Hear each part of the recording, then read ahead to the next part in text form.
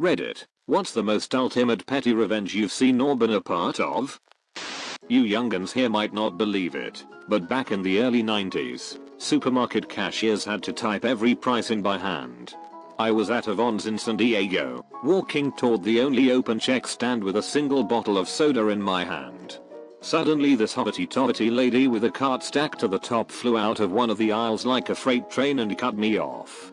"I'm in a hurry," she said, then looked away like she was annoyed that I'd been born. I looked at the cashier. He rolled his eyes and got to work.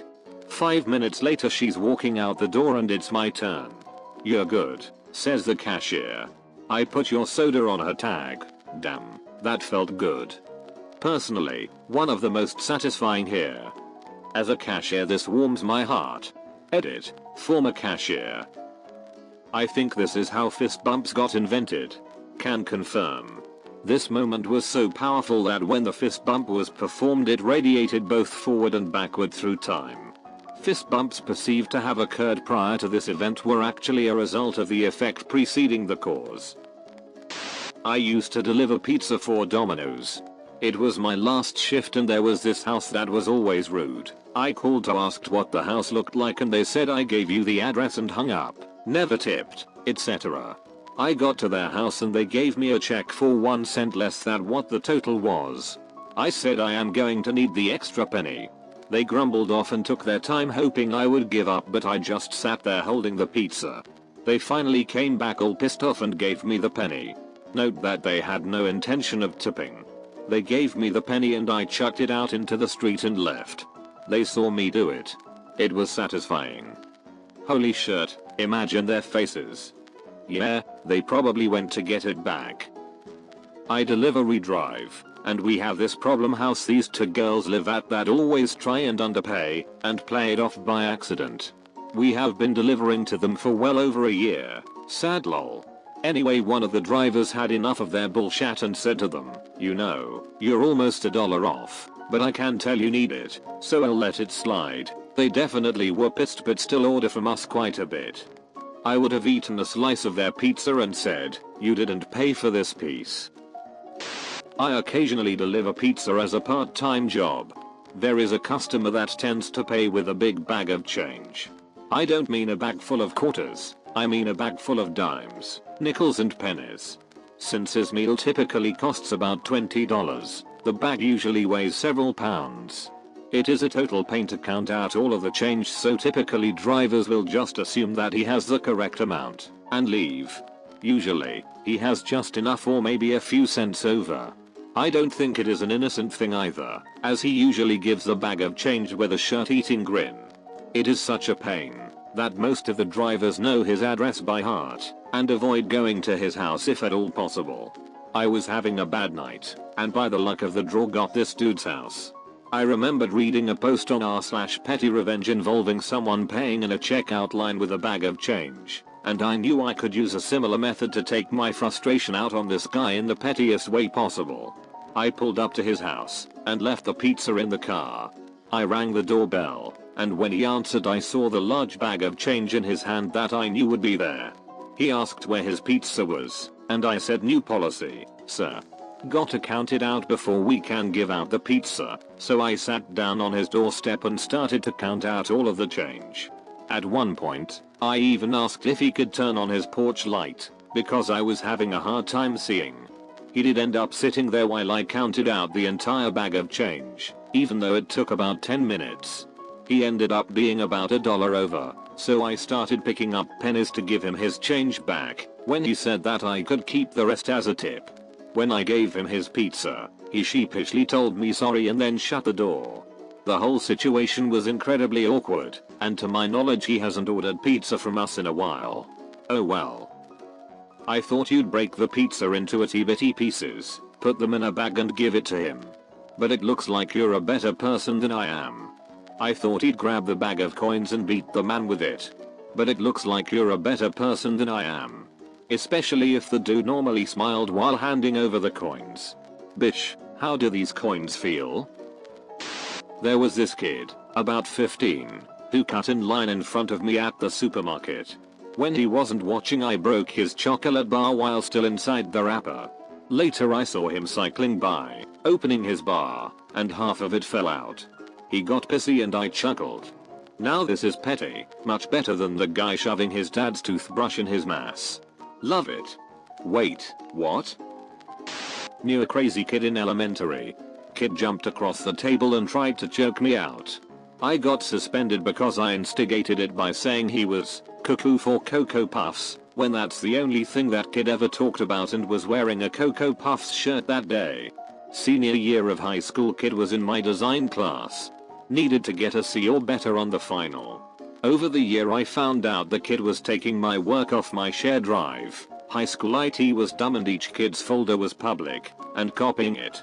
For the final, I purposely ducked up the drawing in my folder, but the kid didn't double check it. He turned it in and failed and had to go back and be a super senior. TLDR. Kid choked me, waited 10 years, made them fail high school. Kid jumped across the table and tried to choke me out. I got suspended. I'm sorry, what? Who made that rule? Zero tolerance policy. Happened in my high school as well. One guy sucker punched another guy and they both got suspended. Zero tolerance also has the fun effect of actually encouraging people to fight back. Since the punishment for punching and being punched is the same, you might as well make the fight worse by attacking back.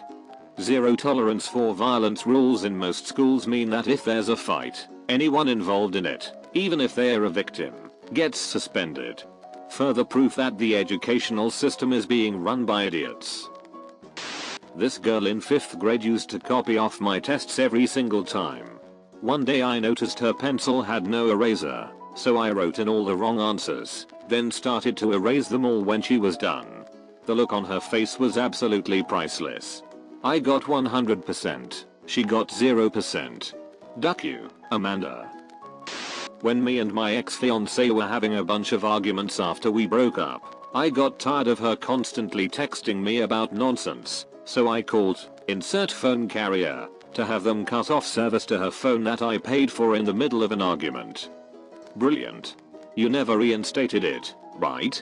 Nope. Told her to get her other man to pay for it if she wanted it back. I don't find that petty, I find it sensible. She could ring up a massive bill and you would be liable. Nah, I was paying for unlimited everything and she wasn't approved for third-party purchases. So you single then? Sorry, I've already upgraded. My roommate in college was a selfish donk. Now I have known him since preschool and we are still friends, but he is one of those people you cannot live with. He attended the local tech school that is supposed to be a pipeline into the main school, that third roommate and I attended. However, he barely went to class and sat around getting high and playing Xbox. My Xbox specifically, which is where the story begins. He used to have friends over all the time and mostly, they'd get baked and play Xbox in the living room. Now I don't like having a TV in my bedroom, so I set up my flat screen and Xbox in the living room. I'd like to note that both he and third roommate had Xboxes as well, but they had theirs set up in their respective rooms. When the latest, at the time, Call of Duty came out, we would spend hours playing together in a big squad. That is until third roommate's Xbox got the red ring of death. Shortly after, my Xbox got the red ring of death. Well, we think it's all good because donk roommate has the next gen Xbox 360 that wasn't prone to the same issue.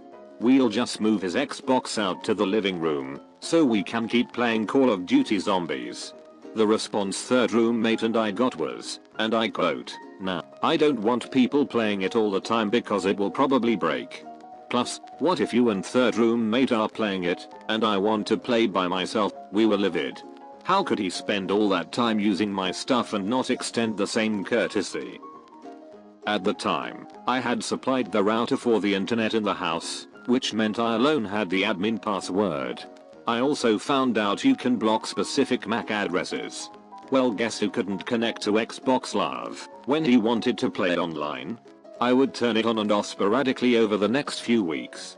I found out he spent like 4 hours calling both Time Warner and Microsoft, trying to get the issue resolved. Eventually he started to put 2 and 2 together, about when it would go out and come back. You'd think I would stop, but I adapted. I found out that you could open a port to remotely access your router from the internet. At the time I had a BlackBerry, I know, which could load the HTML router configuration page. Thus, I started turning off his access when I was gone. I was even away one weekend at our rival school and shut him down from 3 hours away. To this day he still doesn't know it was me. I still go over to his house and hang out on the weekends. Duck you dude, I know they taught us sharing in preschool. Edit, to those saying I was the donk in the situation. I think you're confused that this is some sort of revenge friendship ending act, when really it was me elaborately pranking a friend of 20 plus years. Yes, he was a donk in the sense that he was still immature in a lot of ways, because he had never lived on his own. He never cleaned, did his part in the household, etc. He's cool now that life smacked him around a bit. He just needed to grow up at the time. My real gripe was not that I couldn't use his Xbox, it was that we no longer would sit down as 3 friends, crack some beers, and laugh having fun trying to beat each other's high round score in zombies. It was like us being social together stopped, because he wanted to play Modern Warfare 2 by himself and shut us out. Depending on the router, you can throttle bandwidth. You should have limited him to just unplayable speeds, but he could still connect to everything. I'd rather have no internet than slow internet. It was one of those blue and black Linksys routers that everyone had back in the day.